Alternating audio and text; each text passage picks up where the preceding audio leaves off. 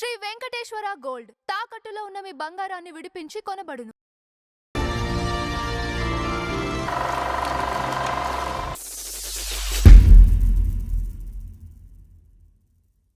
నమస్కారం నమ్మచంద్ర గారు. నమస్కారం అంజబాబు గారు. సార్ ఈ రోజు మన ఫ్లాష్ బ్యాక్ లో సిహెచ్ నారాయణరావు గారు అంటే ఫస్ట్ హీరో, తెలుగు తెరకి ఫస్ట్ హీరో. కరెక్ట్.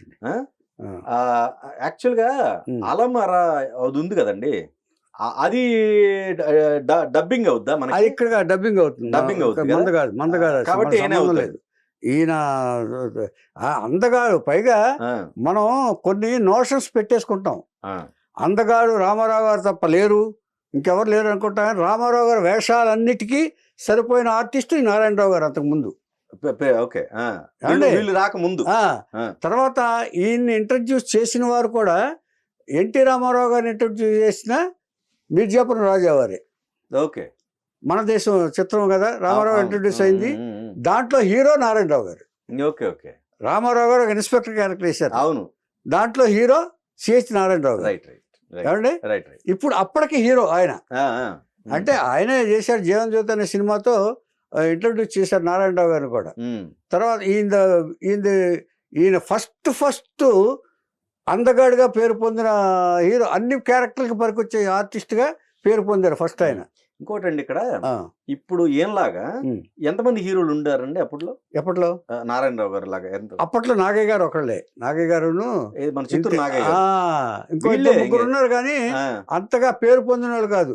మనకు పేరు తెలిసిన వాళ్ళు, ఎక్కువ పిక్చర్లు చేసిన వాళ్ళు నారాయణరావు గారు, నాగయ్య గారే. వీళ్ళే. ఓకే. ఇంకా ఉన్నారు నలుగురు ఐదు క్యారెక్టర్. ఆ మాల పిల్లలు చేసిన వాళ్ళు ఉన్నారు కానీ అంతగా ఒక పిక్చర్ రెండు పిక్చర్లతో వెళ్ళిపోయారు, ఉద్యమ పిక్చర్లతోటి.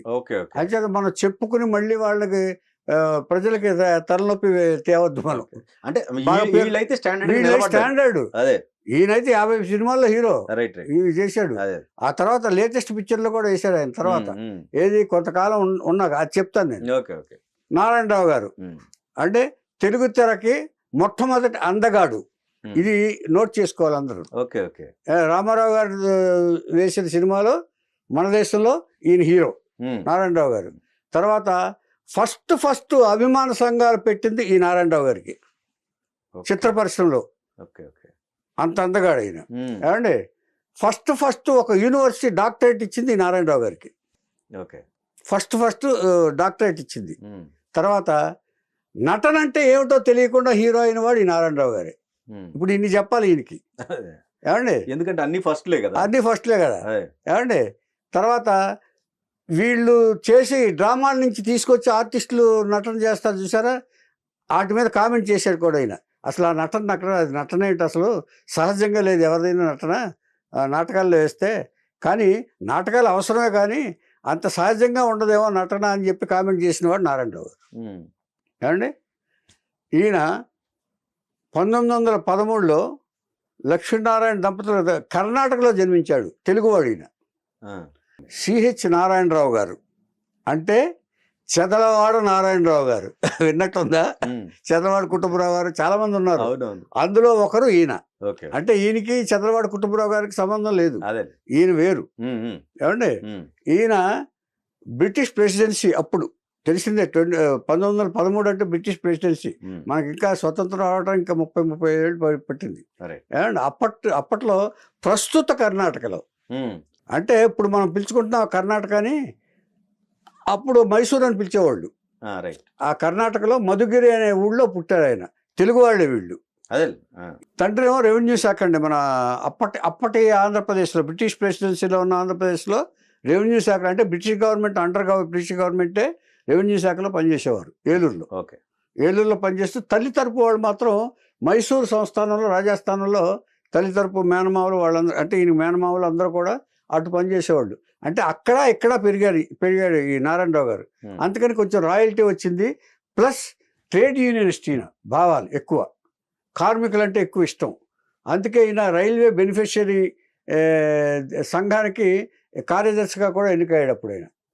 బెనిఫిట్ సొసైటీ అంటే కార్మికులకి రక్షణ కల్పించడానికి ఫండ్స్ కోసం ఈయన ఫైట్ చేయడానికి, ఉద్యమం చేయడానికి. అంటే అడగాలంటే చదువుకున్నవాడు ఉండాలి కదా. నారాయణరావు గారు కార్యదర్శిగా పనిచేశారు. అంటే ఈ రైట్ ఆఫ్ ఇది అడగటానికి. అంటే కార్మికుల పక్షాన తనకి ఏమైనా ప్రాబ్లమ్స్ ఉంటే వాళ్ళతో డిస్కస్ చేసి అవి సాధించుకోవడానికి ట్రేడ్ యూనియనిస్ట్ ఉంటారు కదా, ఆ ట్రేడ్ యూనియనిస్ట్ నారాయణరావు గారు. తర్వాత కష్టపడి పనిచేయటం అంటే ఇష్టం ఆయనకి. తర్వాత రాయల్టీ ఉంది కదా, రాయల్ ఫ్యామిలీలో బతికినా అప్పుడప్పుడు ఈయనకి ఇదంటే ఇష్టం ఎక్కువ, కష్టపడి బతకడం అంటే ఎక్కువ ఇష్టం. అందుకని ఏం చేశాడు ఆయన, ఏలూరులో వెంకటరామ అనుకొని బుక్ పుస్తకం ఇది ఉంటుంది, ప్రింటింగ్ వర్క్స్ పంచాంగాలు ఇస్తూ ఉంటారు కదా, క్యాలెండర్లు, దాంట్లో క్లర్క్గా పనిచేశాడు ఆయన. అది అంటే ఇంత బ్యాక్గ్రౌండ్ ఉండి, తండ్రి రెవెన్యూ శాఖలో, రెవెన్యూ అంటే పెద్ద పెద్ద ఇది, ఇంత ఉండి తల్లి తరపు వాళ్ళు మైసూరు సంస్థానంలో ఉండి కూడా ఈయనకి కష్టపడి పనిచేయటం అంటే ఎక్కువ ఇష్టం. ఆత్మాభిమానం కొంచెం ఎక్కువ, కొంచెం హెడ్ స్ట్రాంగ్ అని అనిపిస్తారు. బట్ ఆ ఎడ్యుకేషన్ దానివల్ల వచ్చిన ఇది. ఇలాగా యాక్సిడెంట్లకి ఆర్టిస్టులు ఎలా అవుతారానికి ఉదాహరణ ఈయన జీవితమే. ఈయన ఒకసారి ఈయన రైల్లో ప్రయాణం చేస్తున్నాడు. ఆయన రైల్లో వివిధ రకాల వ్యక్తులు ప్రయాణం చేస్తారు, వివిధ రాష్ట్రాల వాళ్ళు పనిచేస్తారు, ఎవరు ఎందుకు ఎలా కలుస్తారో కూడా తెలియదు. ఈయన చాలా అందంగా ఉండేవాడు అప్పట్లో, కుర్రతనంలో 20 ఏళ్ళ 25 ఏళ్ళ వయసులో చాలా అందంగా కనపడేవాడు ఆయన. ఎదురుగుండా ఒక ఆయన కూర్చున్నాడు, ఈయన ఎదురుగుండా. చూడగా ఎప్పటి నుంచో ఈయనే చూస్తున్నాడు నారాయణరావు గారిని. ఏంటి చూస్తున్నాడండి, ఏమి లేదు మీరు బెంగాలీయా అన్నాడు. అంటే బెంగాలీ ఫేస్ లాగా ఉంది ఆయన, నారాయణరావు గారి. నారాయణ ఇంత అందంగా ఉన్న ఈయన అనుకుంటున్నాడు మనసులో వయసు, ఎవరో ఎదురుగున్న వ్యక్తి, ఎంత అందంగా ఉన్నాడు ఈయన, అసలు ఈయన కనుక సినిమాల్లో పెట్టావంటే అసలు ఏది అనుకున్నాడు ఆయన అని. ఆ మాట కలిపాడు. ఏది చూస్తున్నారంటే మీరు బెంగాలీ అంటే, కాదంటే తెలుగువాడిని, అచ్చ తెలుగువాడిని, నేను ఒక క్లర్క్ని అన్నాడు. నా పేరు దోణందాడ చెల్ల సత్యనారాయణ, ఫిల్మ్ డైరెక్టర్ని, నేను ఒక సినిమా చేస్తున్నాను, దాంట్లో మీరు చేయాలన్నాడు. పక్కపక్క నవ్వాడు ఆయన. నేనా నటన, అసలు నాటకాలు చూడలేదు, ఏమీ తెలియదు, సినిమా అంటే ఏంటో తెలియదు, నటన అంటే ఏంటో తెలియదు, నేను యాక్ట్ చేయటం ఏంటంటే ఏదో రైల్లోనే వదిలేయాలి తప్ప మీరు ఎక్కడికో తీసుకెళ్తున్నారంటే నన్ను అని అన్నారు ఈయన. ఏమంటే అవగాహన ఉంటే ఏ వ్యక్తి అయినా దేనికి అనర్హుడు కాదండి. ఇంకేదంటే మేము డైరెక్టర్లం కాబట్టి మీకు నటన అక్కర్లా, చెప్పింది అర్థం చేసుకుని నటిస్తే చాలు. మేము చెప్పింది అర్థం చేసుకుని అవగాహనతో మీరు చేస్తే ఎవరైనా గొప్ప నటుడేనండి. వీళ్ళందరూ నాటకాల వల్ల అనుభవం వస్తుంది, కానీ అవగాహన ఉంటే నాటకాల్లో అనుభవం లేకపోయినా కూడా నటించవచ్చు అని చెప్పి చాలామంది ప్రూవ్ చేశారు. మిమ్మల్ని చూస్తే నాకు అనిపిస్తుంది me you can do it. నేను చెప్పింది అర్థం చేసుకుంటారు కదా, చెప్పింది ఫాలో అవుతారు కదా, దర్శకుడు చెప్పింది మీరు ఫాలో అవ్వండి చాలు, మేము మిమ్మల్ని తర్ఫీజ్ ఇచ్చి మిమ్మల్ని మీ చేత చేయించుకుంటాం, మీరు ఒప్పుకుంటే చాలు అని అన్నాడు.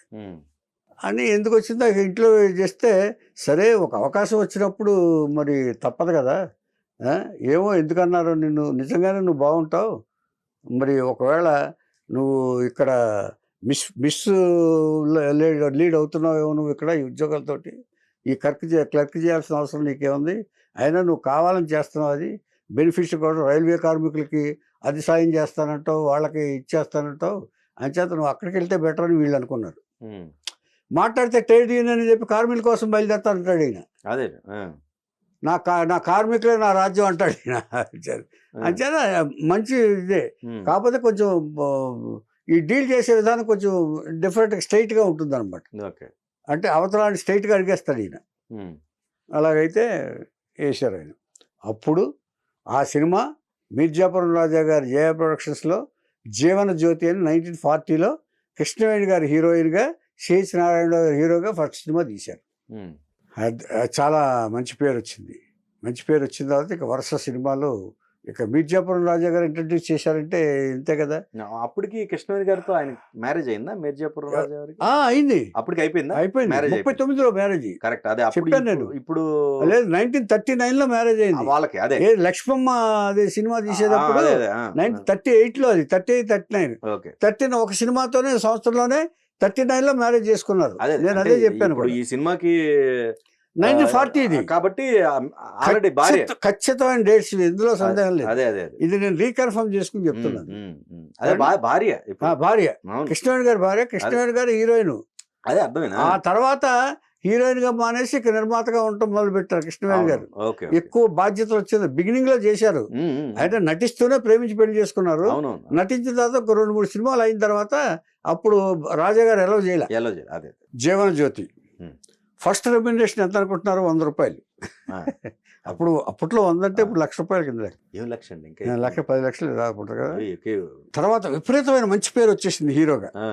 అసలు ఇంత అందగాడి ఇంతవరకు దొరకలేదే అన్న ఇది వచ్చేసింది. వెంటనే నాగయ్య గారు భక్తపోతలు రాముడు వేషం వేయించారు.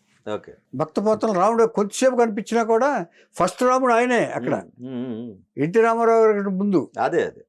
ఏమండి ఆ తర్వాత వరుసగా గంగా గౌరీ సంవాదం, ముగ్గురు మరాఠీల తర్వాత శ్రీకృష్ణ రాయబారం, తిరుగుబాటు, ఇలా వరుస సినిమాల్లో ఈయన క్యారెక్టర్లు వేసాడు. ఆయన క్యారెక్టర్లు వేసేసిన తర్వాత దాదాపుగా 10 సంవత్సరాల్లో 50 సినిమాలు వేసాడు.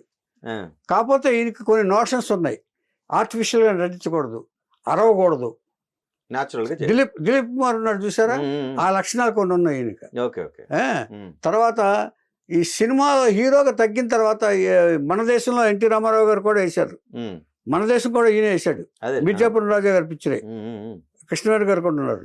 ఏమండి ఇలాగా కొన్ని సినిమాలు చేసిన 10 సంవత్సరాలు 50 సినిమాలు చేసేసిన తర్వాత ఇంకొంచెం తగ్గింది. వేరే క్యారెక్టర్స్కి సపోర్టింగ్ క్యారెక్టర్స్ అడిగారు. నేను చేయను, హీరోగా 50 సినిమాలు చేశాను, నేను ఎందుకు చేయాలి అనేది అన్నారు. అంటే ఇప్పుడు వాళ్ళు బాగా అడ్జస్ట్ అవుతున్నారు కానీ అప్పట్లో మరి ఈయన రాయల్ ఫ్యామిలీ నుంచి వచ్చారు కదా. ఒకటేమో రెవెన్యూ శాఖ, ఒకటేమో రాయల్ ఫ్యామిలీ, ఒకటేమో ఇంట్లోనేమో ఒక ఎడమెంట్గా ఉండేవాడు ఆయన, కార్మికుల పట్ల ఇది. అంచేత ఈయన దిగదలుచుకోవాలి. చాలా సినిమాలు పోయినాయి. ఈయన్ని అంటే వయసుకు తగ్గ పాత్రలు వేయాలి అనేవాళ్ళు. అయినా కూడా ఈ లోపల ఏం చేశాడు, బాగా సంపాదించుకున్నాడు కదా. మంజరి అని వైవీరావు డైరెక్టర్, లక్ష్మీ గారి ఫాదరు దర్శకత్వంలో మంజరి అనే జానపద చిత్రం తీశాడు. జానపద చిత్రం తీసిన తర్వాత మొత్తం పోయింది, సంపాదించిన మొత్తం పోగొట్టుకున్నాడు. అంటే ఒకటి అనుకుని తీయర్లేండి. ఇప్పుడు ఏదైనా కాన్ఫిడెన్స్ తోనే తీస్తారు కదా. జానపద హీరోగా ఈయన ఫిట్టు, అంచేత అప్పట్లో ఈయనంత అందగాడు లేడని అనుకునే వాళ్ళు అందరూ. కానీ సినిమా మంజరి కథ మాత్రం వైవీరావు దీంట్లో అది అంతగా పేర్ల. దాంట్లో ఫ్లాప్ అయి మొత్తం డబ్బులు అన్నీ పోయేదవరు మళ్ళీ దీని మీద పడిపోయాడు ఆయన. అంతేగాని ఈయన సిగరెట్ దీంట్లో పోయి తప్ప ఒకరి దగ్గరికి వెళ్ళి వేషాలు అడగడు. ఫ్లాప్ అయిన తర్వాత కూడా మళ్ళీ క్యారెక్టర్ దిగలా వద్దనుకున్నాడు. వచ్చిన తర్వాత చేస్తాను, నాకు హీరోకి ఇచ్చే రెమ్యునరేషన్ ఇవ్వాలంటాడు. ఓహో ఓకే. అదే అంటే ఫస్ట్ పర్సన్ కదా, ఉంటది అది కదా. ఉంటది అంటే ఒకటండి, ఆయన ఎన్విరాన్మెంట్ అటువంటిది, పెరిగిన ఎన్విరాన్మెంట్. అంటే ఇంకోటి అసలు ఫస్ట్ అంటే మైసూర్ మహారాజా ప్యాలెస్ లో పెరిగారు కదా. అదొకటి. తెర మీద కూడా ఫస్ట్ పర్సన్ కదా, అప్పుడు ఉంటది కొంచెం దానికి సంబంధించిన సిగరెట్లు కూడా చాలా రాయలుగా కాల్చేవాళ్ళు ఎవరు ఇంటికి వచ్చినా కూడా. తర్వాత ఈయన హీరోగా ఎవరైనా సరే వ్యసనాలకు లోనవుతారు కదండి. ఈయన అసలు ఒక్కటే ఎంత రాయల్గా ఉండేవారు. ఈయన ఆ సిగరెట్ ఒకటి ఉంది. సిగరెట్ కూడా అప్పుడప్పుడు అండి. అసలు సిగరెట్ కూడా ఆయన పెద్ద అలవాటుగా ఇలా పెట్టుకుని ఇదివరకు చేసేవాళ్ళే, అలా కాదండి ఆయన. స్టైల్ కోసం అంటే ఎప్పుడన్నా అంతే తప్ప చాలా డిగ్నిఫైడ్ గా మెయిన్ డిగ్నిటీ మెయింటైన్ చేసేవారండి ఆయన. ఆ రాయల్టీ ఉంటుంది చూసారు రాజుగారు. ఇప్పుడు కృష్ణరాజు గారు ఉన్నారు అనుకోండి, అలా అవనత మస్కుడు లాగా వస్తారు చూసారా, అలా అంత రాయల్టీ చూపించేవాడు ఈయన. అంటే మైసూర్ మహారాజా సంస్థానం చూసారు కదా, అదొక క్వాలిటీ ఈయన హీరోగా. తర్వాత ఎటువంటి తర్వాత ఏం చెప్పాడంటే, నేను 50 సినిమాల హీరోని, మీరు నన్ను ఎలా అడగగలుగుతున్నారు అని అడిగాడంట నిర్మాతల్ని. క్యారెక్టర్ కోసం వస్తే ట్రెండ్ సెట్టర్ నేను, ఫస్ట్ హీరోని నన్ను మీరు ఎలా అడుగుతున్నారు, తగ్గేదేలే అనేవాడట. అయితే కొంతకాలం అయిన తర్వాత ఇది అయిన తర్వాత డిప్రెషన్ లో ఉన్నారు కదా, పోనీ హెల్ప్ చేద్దాం నిర్మాతలు కొంతమంది వచ్చారు సపోర్టింగ్. సినిమా ఫ్లాప్ అయింది. ఆయన ఓన్ సినిమా ఫ్లాప్ అయి ఇబ్బందులు ఉన్నాడు. ఫైనాన్షియల్ ఇబ్బందులు కూడా పడ్డాడు. ఫైనాన్షియల్ ఇబ్బంది, కుటుంబాన్ని పోషించడం కష్టమైపోయింది. కానీ ఎక్కడికి వెళ్ళి అడగలేడు ఆయన. ఎంతమంది అండి వీళ్ళు పిల్లలు ఈయన ఎంతమంది? ఫ్యామిలీ ఉన్నారండి, పిల్లలు 6 ఉన్నారు, ఆ, 5 అబ్బాయిలు 1 అమ్మాయి. Okay okay. కానీ వాళ్ళందరినీ ఆ, పద్ధతిగా పెంచాలి, ఉమ్, వీళ్ళ వీళ్ళ దీనికి తగినట్టు ఎన్విరాన్మెంట్కి తగినట్టు పెంచాలి.